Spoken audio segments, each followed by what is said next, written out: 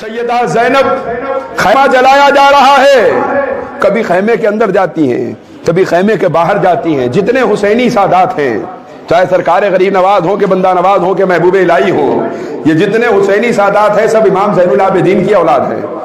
امام زین العابدین بیمار تھے، سیدہ زینب کبھی خیمے کے اندر جا رہی تھی، کبھی خیمے کے باہر آ رہی تھی۔ لوگوں نے کہا اندر جائیں گی تو جل جائیں گی، ارشاد فرمایا میرا بھتیجا زین العابدین اندر بیمار پڑا ہے، اگر میں نہ بچاؤں گی تو وہ جل جائے گا، اور اگر وہ ختم ہو گیا تو میرے بھائی حسین کی نسل قیامت تک کے لیے ختم ہو جائے گی۔ روایتوں میں آتا ہے سیدہ زینب نے زین العابدین کو اپنے کاندھے پہ ڈال کے جب خیمے کے باہر اب تشریف لا رہی تھی، صوفیاء فرماتے ہیں صرف سیدہ زینب کے کاندھے پر اس وقت صرف امام زین العابدین نہیں تھے، بلکہ 12 اماموں کی امامت سیدہ زینب کے کاندھوں پر تھی، بلکہ غریب نواز اور بندہ نواز کا وجود زینب کے کاندھوں پر تھا۔ علی کی بیٹی نے بتایا بھائی چلے گئے تو کیا ہوا، علی کی بیٹی میدان میں آتی ہے تو خاندانوں کی حفاظت کر دیا کرتی ہے۔ حضرات گرامی، رات کا وقت ہے، سیدہ زینب ڈھونڈتی جا رہی ہے کہ لاشوں میں سے کوئی ایک زندہ نظر آ جائے جس کا سر دھڑ سے جدا نہ کیا گیا ہو۔ سب کے سر کٹے ہوئے ہیں، خاندان آل رسول کے جنازے پڑے ہیں۔ آپ فرماتی ہے ایک جگہ مجھے آواز آنے لگی،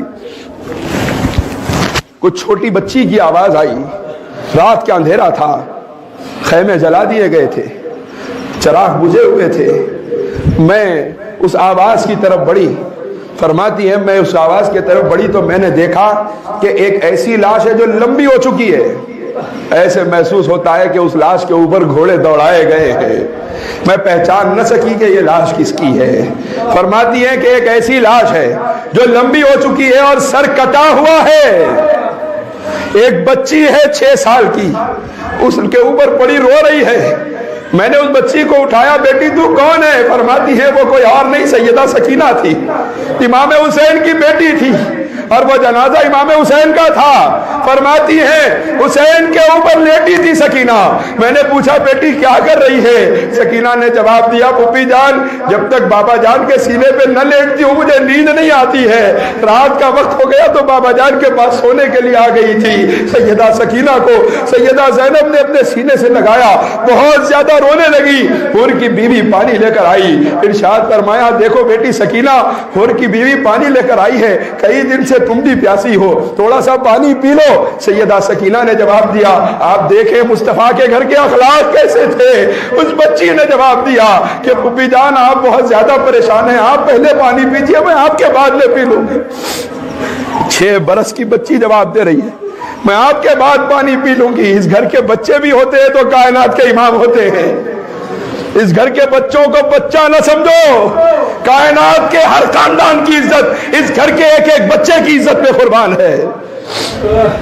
حضرات گرامی، سیدہ سکینہ کو اٹھایا، پانی پلانے کی کوشش کی، آپ نے کہا آپ پی لیجئے، تو سیدہ زینب نے، آپ دیکھیں اس گھرانے کی تعلیمات کیا ہے، سیدہ زینب نے جواب دیا کہ بیٹی سکینہ نانا جان محمد رسول اللہ صلی اللہ علیہ وسلم نے ارشاد فرمایا کہ جب تمہارے پاس کھانے پینے کی کوئی چیز آئے تو سب سے پہلے اس کو دینا جو تم نے سب سے زیادہ چھوٹا ہو۔ ہاں بھائی کی لاش سامنے پڑی ہے، پیچھے بیٹوں کی لاشیں پڑی ہیں، اپنے بھتیجوں کی لاشیں پڑی ہیں، خاندان پورا کٹ کے پڑا ہے، لیکن علی کی بیٹی کو مصطفیٰ کا ارشاد یاد آ رہا ہے۔ ہم یاد رکھتے ہیں شادیوں میں کتنی سنتیں ٹھکراتے، سرکار کی حدیث یاد آتی ہے، زندگی پوری جانوروں کے جیسی گزارتے، سرکار کی حدیث یاد آتی ہے، یہودیت اور نصرانیت کے غلام بن کے زندگی گزارتے ہیں، یاد آتا ہے مصطفیٰ نے کیا کہا؟ آپ دیکھو خاندان کی لاشوں کے درمیان کھڑے ہو کے کہہ رہی ہیں سرکار نے یوں فرمایا تھا اس لیے ہم تمہیں پلانا چاہتی ہیں۔ سیدہ سکینہ نے پانی لیا اور تیزی سے اپنی پھوپھی سے دوڑنے لگی، آواز دے کے پکارا، آپ نے فرمایا بیٹی سکینہ کہاں جا رہی ہو؟ یہیں آ کے پانی پی لو۔ جواب دے رہی ہے وہ بیٹی इमाम हुसैन की बेटी को वो इल्म देखिए और सरकार के इरशाद की उनको फिक्र देखिए कि 6 महीने की शहजादी अर्ज कर रही हैं कि पुपी जान अभी आपने तो फरमाया है प्यास कितनी लगी होगी, कई दिन की खुद प्यासी हैं, लेकिन सरकार का इरशाद देख रही हैं। अर्ज करती हैं पुपी जान आप ही ने तो फरमाया कि जो तुम में सबसे ज्यादा छोटा हो उसको पहले पिलाया जाए। मैं तो 6 साल की हो गई हूँ, अभी अली असगर सिर्फ 6 महीने का है, मैं उसको पानी पिलाने के लिए जा रही हूँ। सैयदा ज़ैनब की आवाजें निकल गई, वो रोने लगी बेटी अली असगर अब क़यामत तक कभी पानी नहीं पिएगा। दुश्मनों ने इस खानदान को मिटा दिया, यहाँ तक के बगैर दफनाए छोड़कर चले गए। दूसरे कबीले के लोग आए, लाशों को दफनाया, उन बदबख्तों ने दरियाए फुरात का पानी बहा दिया ताकि हुसैन की और हुसैन के चाहने वालों की कब्रों के निशान भी मिट जाए। एक कदीम ज़ईफ़ उल-उमर बद्दू सहाबी उस मकाम पे आए, करबला के मैदान में बहुत ज्यादा उम्र हो चुकी थी, करबला के मैदान में आए, खबरों के निशानात मिटे हुए थे।